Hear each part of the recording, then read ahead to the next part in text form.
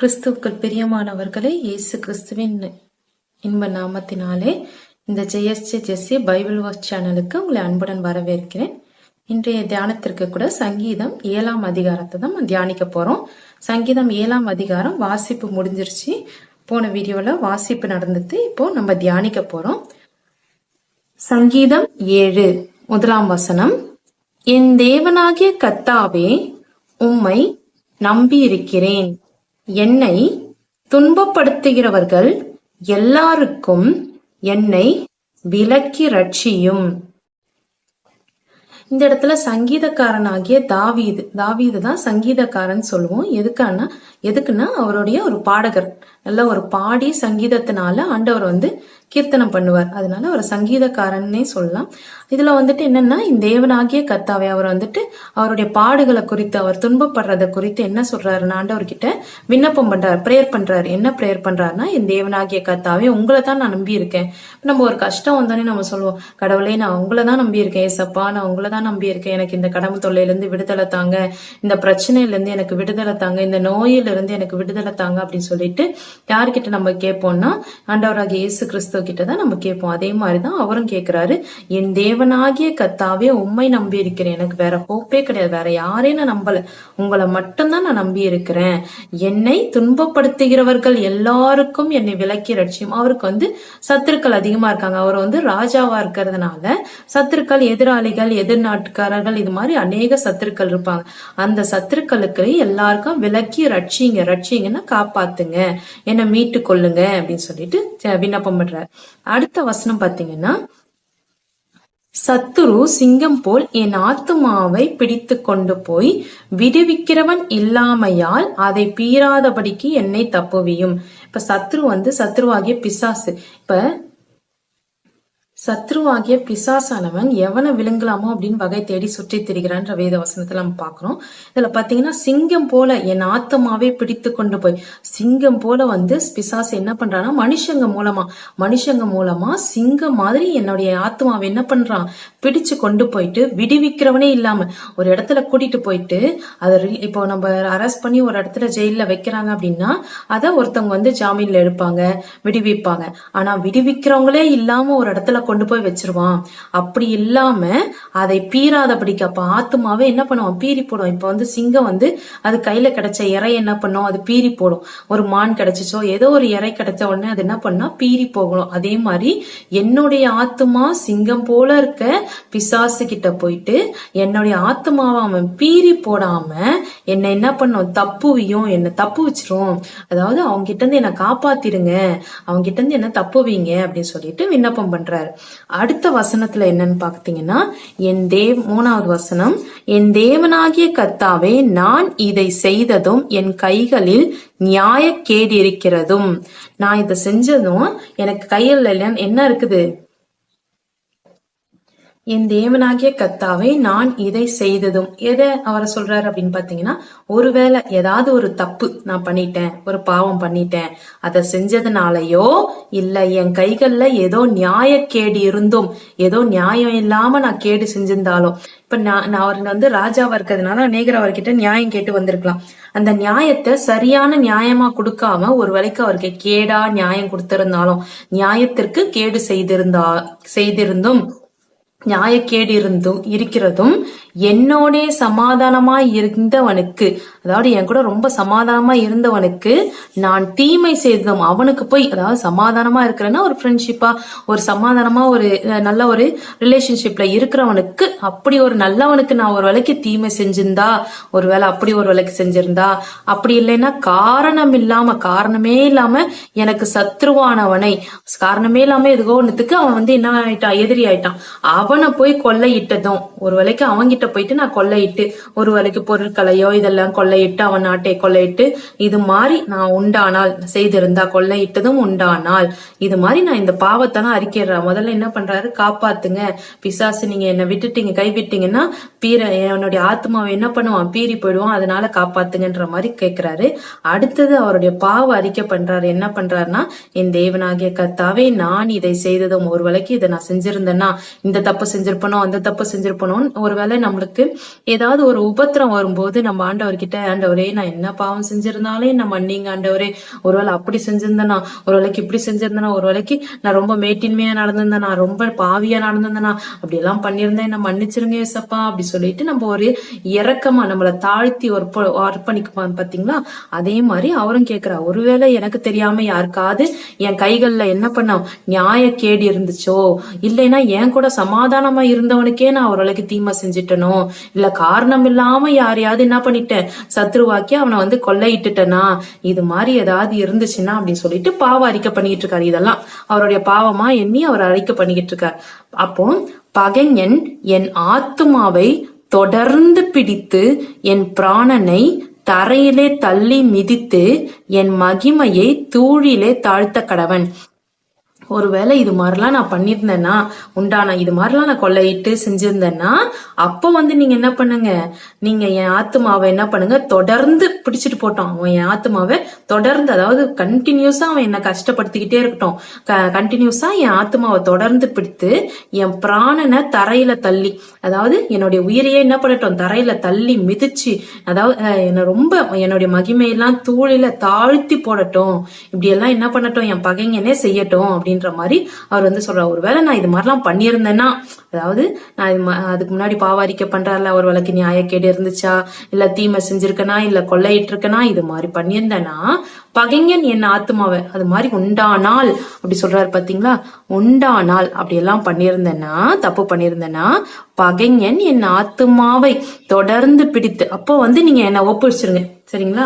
இப்ப நம்ம என்ன பண்ணுவோம், ஒரு நேரத்துக்கு பாவ அறிக்கை பண்ணும்போது ஆண்டவரே நான் அந்த பாவம் பண்ணிட்டேன் அதனால என்ன மன்னிச்சிருங்கன்னு நம்ம சொல்லுவோம். ஆனா இந்த இடத்துல சங்கீதக்காரனாகிய தாவீது எப்படி பாவ அறிக்கை பண்றாருன்னா, ஒருவேளை நான் தப்பு பண்ணியிருந்தேன்னா அவன் என் ஆத்துமாவை தொடர்ந்து கண்டினியூஸா என்ன கஷ்டப்படுத்திக்கிட்டே இருக்கட்டும், என் ஆத்துமாவை தொடர்ந்து பிடித்து என் பிராணனை தரையில தள்ளி மிதித்து என் மகிமையை தூளிலே தாழ்த்த கடவுள், தூள் வரைக்கும் அப்படியே என்ன தாழ்த்தி போடட்டும், என் மகிமையெல்லாம் தாழ்த்தி போடட்டும், அப்படி பண்ணட்டும் அப்படி சொல்லிட்டு அவர் சொல்றாரு.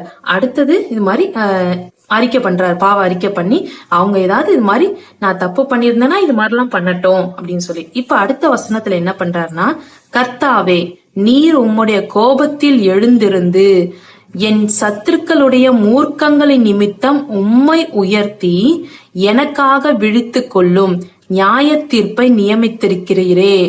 அப்போ என்ன சொல்றாருன்னா, இப்ப நீங்க கோபமா எழுந்துருங்க. இப்ப ஆண்டவர் கோபமா எழுந்திருக்கிறாருன்னா, ஒரு உக்கிரத்தோட எழுந்திருந்தாருன்னா நம்ம அவர் முன்னாடி யாருமே நிற்க முடியாது. ஆண்டவருடைய இயேசு கிறிஸ்துவோடைய அன்பை நம்ம எல்லாரும் கிருபையே பெற்றுக்கொண்டிருக்கிறோம், அன்பை பெற்றுக்கொண்டிருக்கோம். ஆனா அவருடைய கோபத்துக்கு நம்ம ஆளானோம்னா, ஒரு 2ஆம் அதிகாரத்துல நம்ம ஒரு வசனத்துல பாக்குறோம், குமாரன் கோபம் கொள்ளாமலும் நீங்கள் வழியிலே அழியாமலும் இருக்கும்படிக்கப்பா போற வழியிலே நம்மளுக்கு அழிஞ்சு போயிடும். அப்படி அழிஞ்சு போனோம்னா என் ஆண்டவருக்கு கோபம் வந்துச்சுன்னா, இயேசுக்கு கோபம் வந்துச்சுன்னா என்ன பண்ணுவாரு, வழியில போயிட்டு இருக்க வழியிலேயே அடிச்சு போட்டுருவாரு. அவ்வளோ கோபம் அவருக்கு வரும். அப்போ நிறைய நம்ம இந்த நாள்ல பாக்குறோம், ஏகப்பட்ட ஆக்சிடென்ட்ஸ் நம்ம பாக்குறோம். இது மாதிரி ஆக்சிடென்ட்ஸ் எல்லாம் குமாரனை, ஆக்சிடென்ட்ஸ் எல்லாமே குமாரனை கோபப்படுத்திருந்தான்னு சொல்ல வரல, ஆனா நம்ம குமாரனை கோபப்படுத்தினா இது மாதிரி வழியிலேயே அழிஞ்சு போயிடுவோம் அப்படின்றத ஆண்டவர் சொல்றாரு. அப்போ அந்த கோபம் கொள்ளாமலும் இருக்கும்படிக்கு நம்ம என்ன அவரை முத்தம் செய்யுங்கன்னு சொல்லிட்டு 2ஆம் அதிகாரத்துல நம்ம தியானிச்சிருக்கோம். இந்த வசனத்துல பாத்தீங்கன்னா, அப்ப கோபத்தோட எழுந்திருங்க ஆண்டவரே அப்படின்னு சொல்லிட்டு யார் கேக்குறா, தாவீது கேக்குறார். தாவீது கர்த்தாவே நீர் உம்முடைய கோபத்திலே எழுந்திரு, கோபமா எந்திரிங்க ஆண்டவரே, கோபமா எந்திரிச்சு என்ன பண்ணுங்க, என் சத்துருக்களுடைய மூர்க்கங்களின் நிமித்தம் உம்மை உயர்த்தி, உங்களை உயர்த்தி எனக்காக விழித்துக்கொள்ளும், அப்படியே எனக்காக விழிச்சிருங்க, எனக்காக அப்படியே எழுந்து நில்லுங்க. நம்ம சொல்லுவோம்ல, ஆண்டவரே கண்ணை திறந்து பாருங்க ஆண்டவரே, எனக்கு இப்படி பிரச்சனை வருது ஆண்டவரே, இந்த பகைங்கரால மாத்தி மாத்தி தொந்தரவா இருக்கு ஆண்டவரே, கண்ணை திறந்து பாருங்க ஆண்டவரே, எந்திரிங்க ஆண்டவரே, வாங்க ஆண்டவரே இப்படி சொல்லுவோம் பாத்தீங்களா. அதே மாதிரி இவரும் அப்ப புலம்புறாரு. அவருடைய வார்த்தையினால புலம்புறாரு. கோபத்துல எழுந்துருங்க, சத்துருக்களுடைய மூர்க்கங்களை நிமித்தம் அவங்க மூர்க்கமா வரும்போது உங்களை உயர்த்தி எனக்காக விழித்துக்கொள்ளும். உங்களை உயர்த்தி அவங்க மூர்க்கங்களுக்கு முன்னாடி நீங்க உங்களை உயர்த்தி எனக்காக என்ன பண்ணுங்க, விழித்து கொள்ளுங்க. நியாய தீர்ப்பை நியமித்திருக்கிறீரு, நியாய தீர்ப்புன்னு ஒண்ணு வச்சிருக்கீங்கல்ல, அதனால விழித்து கொள்ளுங்க அப்படின்னு சொல்லிட்டு சொல்றாரு. நம்ம எல்லாருக்குமே மரணத்திற்கு அப்புறம் ஒரு நியாய தீர்ப்பு இருக்கிறது.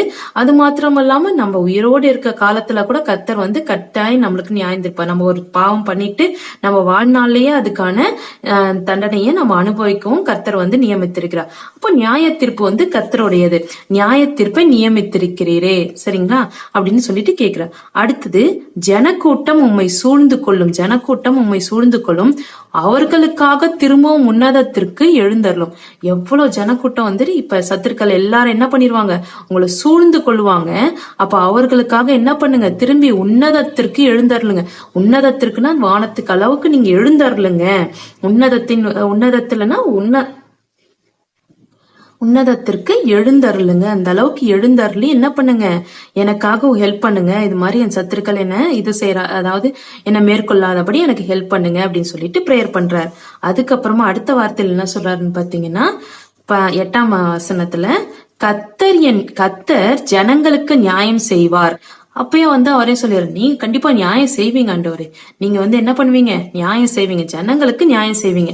கர்த்தாவே, என் நீதியின் படியும் என்னிலுள்ள உண்மையின் படியும் எனக்கு நியாயம் செய். இப்ப கடைசி என்ன சொல்றாருன்னா, எனக்கு நீதி இருந்துச்சுன்னா, நான் ஒருவேளை நீதி செஞ்சிருந்தேனா, இப்ப நம்ம கேக்குறோம், நான் நல்லது தான் செஞ்சிட்டு இருந்தேன், எனக்கு இப்படி ஆயிடுச்சு அப்படின்னு சொல்லிட்டு நம்ம சொல்லலாம். நம்ம நல்லது செஞ்சோமா இல்லையான்னு ஆண்டவருக்கு தான் தெரியும். அப்ப நம்ம நல்லது செஞ்சோமா அப்படின்றத தாவீது என்ன பண்றாரு, ஒருவேளை நான் நல்லது செஞ்சிருந்தா எனக்கு இறங்குங்க அப்படின்ற மாதிரி அவர் பிரேயர் பண்றாரு. கர்த்தாவே, என் நீதியின் படியும், அப்ப எனக்கு என்னென்ன நான் நீதி பண்ணிருக்கணும் அதுக்கு எனக்கு ஹெல்ப் பண்ணுங்க. நான் நிறைய நீதி செஞ்சிருக்கல ஆண்டவரே, அதுக்கு எனக்கு ஹெல்ப் பண்ணுங்க. நான் எவ்வளவு உண்மையா இருந்திருக்கேன், அதுக்கெல்லாம் எனக்கு நியாயம் செய்யுங்க. இப்போ பகைஞர் எனக்கு இவ்வளவு கஷ்டப்படுத்துறாங்கல்ல, நான் எவ்வளவு நீதியா இருந்திருக்கேன், நியாயமா இருந்திருக்கேன், அதுக்கு எனக்கு ஹெல்ப் பண்ணுங்க அப்படின்ற மாதிரி அவர் கேட்கிறாரு. அடுத்தது துன்மார்க்கனுடைய பொல்லாங்கை ஒளிய பண்ணும். துன்மார்க்க என்ன பண்றான், பொல்லாங்க வருவித்துக் கொண்டிருக்கிறான், பொல்லாத கஷ்டத்தை கொண்டு வரான், இது மாதிரி பிரச்சனையை கொண்டு வரான். அந்த பொல்லாங்க என்ன பண்ணுங்க, ஒழிய பண்ணுங்க, எல்லாத்தையும் ஒழிச்சு போட்டுருங்க. நீதிமானை ஸ்திரப்படுத்துவீராக. நீதிமான் யார், அவர் என்ன சொல்றாரு, என் நீதிமான் யார் யார் இருக்காங்களோ அவங்க எல்லாம் ஸ்திரப்படுத்துங்க. அப்ப என்ன நீங்க ஸ்திரப்படுத்துங்க. இந்த அவன் துன்மார்க்கன், அதனால அவனுடைய பொல்லாங்க ஒளிய பண்ணிருங்க. நான் நீதிமானா இருக்கேன், என்ன ஸ்திரப்படுத்துவீராக அப்படின்னு சொல்லிட்டு கேக்குறாரு. அடுத்தது, நீதி உள்ளவராயிருக்கிற தேவரீர் இருதயங்களையும் உள்ளின் திரியங்களையும் சோதித்தருகிறவர். இப்போ நீதி உள்ளவரா இருக்கிற நீங்க, இப்ப ஆண்டவர் நம்ம பார்க்கலாம், ஒரு மனுஷர் நம்ம கண் முன்னாடி ரொம்ப உதவி செய்யற மாதிரியும் நம்ம மனுஷங்க முகத்தை மட்டும் தான் பார்ப்போம். ஒருத்தரை பாக்கத்துல, அப்பா இவங்க எவ்வளவு அன்பானவங்களா இருக்காங்க, எவ்வளவு உதவி செய்கிற எண்ணமா இருக்காங்க அப்படின்னு பார்ப்போம். ஆனா அவர்களுடைய உள்ளந்தெரியங்களும் இருதயங்களும் ஆண்டவருக்கு மட்டும்தான், இயேசு கிறிஸ்துவுக்கு மட்டும்தான் தெரியும். அதை பார்த்தாதான் ஆண்டவர் சொல்லுவாரு, அவன் இருதயத்துல எவ்வளவு கசப்போட இருக்கான், இருதயத்துல எவ்வளவு அசுத்தமா இருக்கிறான் அப்படி. இருதயத்தின் எண்ணங்கள் சிந்தைகள் யாருக்கு தெரியும், ஆண்டவராகிய இயேசு கிறிஸ்துவுக்கு மட்டும்தான் தெரியும். அதனால தேவரீர் இருதயங்களையும் உள்ளந்தெரியங்களையும் சோதித்தருகிறவர். நீங்க சோதித்து அதுல என்ன இருக்கு அப்படின்னு சொல்லிட்டு சோதனை பண்ணி அதெல்லாம் அறிகிறவரா இருக்கிறாரு. அடுத்தது செம்மையான இருதயம் உள்ளவர்களை ரட்சிக்கிறீர். செம்மையான இருதயம் உள்ளவர்களை ரட்சிக்கிற தேவனிடத்தில் என் கேடகம் இருக்கிறது. இப்ப என்ன சொல்றாருன்னா, செம்மையான இருதயம், நல்ல இருதயம் உள்ள ரட்சிக்கிற தேவன் யாரு, இயேசு கிறிஸ்து. அவர்கிட்டதான் என்ன இருக்கு, என்னுடைய கேடகம் இருக்கிறது. இப்ப நம்மளுக்கு ஒரு யுத்தம் வருதுன்னா எல்லாரும் யுத்தம் பண்றவங்க என்ன பண்ணுவாங்க, ஒரு கையில வாளும் ஒரு கையில கேடகமும் பிடிச்சுப்பாங்க. ஏன்னா அந்த எதிராளி நம்ம மேல வாள் வீசும் போது அந்த கேடகம் நம்மளை காப்பாத்தும். அப்படி எனக்கு கேடகமா இருக்கிறது யாருன்னா, தேவனாகிய நீர் தான், என்னை ரட்சிக்கிற தேவன் நீங்க தான் எனக்கு கேடகமா இருக்கீங்க. தேவனிடத்தில் தான் என்னுடைய கேடகம் இருக்கிறது அப்படின்னு சொல்லிட்டு சொல்றாரு. அடுத்தது, தேவன் நீதியுள்ள நியாயாதிபதி. தேவன் நீதியுள்ள நியாயாதிபதி. அவர் கரெக்டா எல்லாருக்கும் நீதி செய்யற நியாயாதிபதி. அவர் நாள்தோறும் பாவியின் மேல் சினங்கொள்ளுகிற தேவன். அதே மாதிரி நீங்க யாரு அப்போ முதல்ல பிரேயர் பண்ணாரு, எனக்கு இது மாதிரிலாம் இறங்குங்க செய்யுங்கன்னு சொல்லிட்டு முதல் 2 வசனத்துல பிரேயர் பண்ணாரு. எனக்கு சத்ருவ என்ன ஆத்மாவை பிடிச்சிடாதபடி செஞ்சிடாதபடி எனக்கு ஹெல்ப் பண்ணுங்க டாடி அப்படின்ற மாதிரி பிரேயர் பண்றாரு. ஏசப்பா கிட்ட பிரேயர் பண்றாரு. பிரேயர் பண்ணதுக்கு அப்புறம் என்ன சொல்றாருன்னா, ஒருவேளை பாவ அறிக்கை பண்றாரு. அடுத்தது என்ன பண்றாருன்னா, பாவ அறிக்கை, என்கிட்ட ஒரு வேளைக்கு இந்த தப்பு இருந்துச்சா, நான் நியாயக்கேடோட இருந்திருந்தேனா, ஒரு வேளைக்கு தீமை செய்திருந்தேனா, இல்ல கொள்ளையிட்டு இருந்தேனா, அது மாதிரிலாம் பண்ணியிருந்தேன்னா என்ன வேணா விட்டுருங்க, என்ன எது வேணாலும் பகைங்கன் பண்ணட்டும் விட்டுருங்க அப்படின்ற மாதிரி சொல்ல வர்றாரு. அடுத்த வசனங்கள்ல என்ன சொல்றாருன்னா, நீங்க என்ன பண்ணுங்க, இனிமே நியாயம் செய்யுங்க, எல்லாரும் நீங்க நியாயாதிபதியா இருக்கீங்க, நீங்க ரொம்ப செம்மையான இருதயம் உள்ள தேவனா இருக்கீங்க அப்படின்னு சொல்லிட்டு ஆண்டவரை புகழ்ந்து என்ன சொல்றாரு, எனக்கு நீதி செய்யுங்க நியாயம் செய்யுங்கன்னு சொல்லிட்டு இது எல்லாமே அவர் என்ன பண்றாரு, ஆண்டவராகிய இயேசு கிறிஸ்துவ கிட்ட விண்ணப்பம் பண்றாரு. ஓகேங்களா. எப்பயுமே நீங்க பாவியின் மேல எப்பமாலும் சினம் கொள்ளுகிற கோபம் படுகிற தேவன் தானே நீங்க அப்படின்னு சொல்லிட்டு, பாவினாவே ஆண்டவருக்கு கோபம் வரும், எவ்வளவு பாவம் பண்றாங்க அப்படின்னு கோபம் வருமே அப்படின்னு சொல்லிட்டு ஆண்டவர்கிட்ட சொல்றாரு. அவன் மனம் திரும்பாவிட்டால் அவர் தம்முடைய பட்டயத்தை, அவன் மனம் திரும்பாவிட்டால் அவர் தம்முடைய பட்டயத்தை, இப்ப துன்மார்க்கன் மனம் திரும்பலைன்னா அவருடைய பட்டயத்தை என்ன பண்ணுவாரு, கருக்காக்குவார். கருக்காக்குவார்னா நல்லா தீட்டி வச்சிருப்பாரு. பட்டயத்தை என்ன பண்ணுவார், கருக்காக்குவார். அவங்க எப்பயாவது நல்ல மனம் திரும்பணும். சப்போஸ் அந்த துன்மார்க்கெல்லாம் மனம் திரும்பலைன்னா ஆண்டவர் என்ன பண்ணுவாரு, பட்டயத்தை கருக்காக்குவாரு. அவர் தம்முடைய வில்லை நாணேற்றி அதை ஆயத்தப்படுத்தி இருக்கிறார். வில்லை என்ன பண்றாரு, ரெடி பண்ணி வச்சுக்கிறாரு, அதை ஆயத்தப்படுத்தி வச்சிருக்கிறாரு அப்படின்னு சொல்லிட்டு நாணேற்றி அதை ஆயத்தப்படுத்தி வைக்கிறாரு. வில்ல அந்த வில்லுல அம்ப போட்டு எய்துற மாதிரி அந்த வில்ல ரெடி பண்ணி நாணேற்றி அதை ஆயத்தப்படுத்தி வச்சிருக்கிறாரு. ஒண்ணு பட்டயத்தையும் கருக்காக்கி வைத்திருக்கிறாரு, இன்னும் என்ன பண்றாரு, வில்லையும் நாணேற்றி ஆயத்தப்படுத்தி இருக்கிறாரு. அவனுக்கு மரண ஆயுதங்களை ஆயத்தம் பண்ணினார். அதுக்கப்புறம் அவனுடைய மரணத்துக்கு ஆயுதங்கள் எல்லாம், அதான் மரண ஆயுதங்கள் எல்லாம் என்ன பண்றாரு, ஆயத்தம் பண்ணினார். தம்முடைய அம்புகளை எல்லாம் என்ன பண்ணாரு, அக்கினி அம்புகள் ஆக்கினார். இப்போ நம்ம அம்பு விடும் போதே அது அக்கினியா போற மாதிரி அக்கினி அம்புகள் ஆக்கினாரு அப்படின்னு சொல்லிட்டு, இதெல்லாம் ஆண்டவர் சொல்லல, தாவீது ராஜா என்ன பண்றாருன்னா, ஆண்டவர் இப்படி எல்லாம் நீங்க செய்வீங்க அப்படின்னு சொல்லி அவர் பிரார்த்தனையிலேயே இதெல்லாம் சொல்றாரு. நீங்க மனம் திரும்பலைன்னா ஆண்டவர் இப்படி எல்லாம் பண்ணிருவாரு செய்வாருன்னு சொல்லிட்டு அவரே சொல்றாரு. ஓகேங்களா. இது தாவீது ராஜா சொல்றாரு. அடுத்தது, இதோ அவன் அக்கிரமத்தை பெற கர்ப்ப வேதனை படுகிறான், தீவினையே கர்ப்பம் தரித்து பொய்யை பெறுகிறான். அவன் அக்கிரமத்தை செய்யறதுக்கு என்ன பண்றான், கர்ப்ப வேதனைப்பட்டு அக்கிரமத்தை செய்யறான். எப்ப பார்த்தாலும் ஒரு அக்கிரமத்தை செய்யும் போது, ஐயோ அது சரியா வருமா இல்லையா, உங்க பகைஞரோட எப்படி பண்றது செய்யறதுன்னு சொல்லிட்டு அந்த பிளாட் பண்ணும் போதே கர்ப்ப வேதனைப்படுற அளவுக்கு கஷ்டப்பட்டு அந்த அக்கிரமத்தை செய்யறாங்க. தீவினை கர்ப்பம் தரித்து, எப்ப பார்த்தாலும் தீவினை கர்ப்பம் தரித்து பொய்யை தான் பெறுகிறார்கள். எப்ப பார்த்தாலும் பொய்யானதை தான் அவங்க பெறுறாங்க. யாரு, எதிராளிகளை பார்த்து அவர் சொல்றாரு. அதே மாதிரி வேற என்ன பண்றாங்கன்னா, குழிய வெட்டுறாங்க. அந்த குழியில குழியை வெட்டி அதை ஆழமாக்கினான், தான் வெட்டின குழியில் தானே விழுந்தான். குழிய வெட்டுறான், அதை ஆழமாக்குறான், ஆழமாக்கும் போது அதை வெட்டின குழியிலே தானே விழுறான். ஓகேங்களா. அவனே விழுந்து என்ன பண்றான், மடிஞ்சு போறான் அப்படின்னு சொல்லிட்டு இதை யாரு பார்த்து சொல்றாருன்னா, பகைஞரை பார்த்து சொல்றாரு.